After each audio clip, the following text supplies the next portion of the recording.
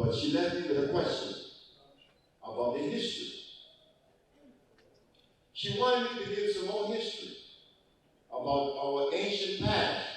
Well, it would be very lengthy to stand here tonight and go into all the intricacies. I gave you like synopsis, but gave you a foundation. Because if we go back into the history, then we have to go back and bypass slavery. Bypass slavery. Now, which one of us in this audience could talk about black history before slavery? Nobody. Everything that they told us about our history came from Europe. We didn't say it. You want to know about the Maya? Ask the European. You want to know about the Inca? Ask the European. You want to know about black folks? Ask the European.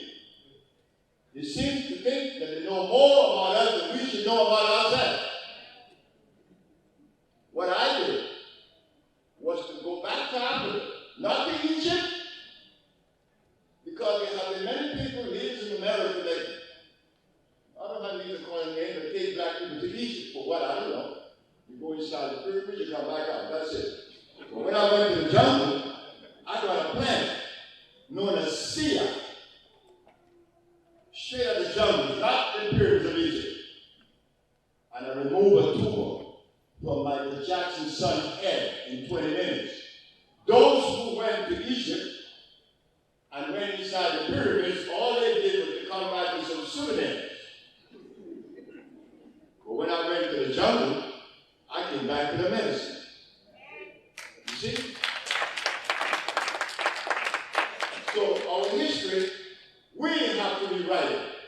And I'm doing just that. In fact, there's a book that will be out soon, Dembele. Dembele means help to cross over.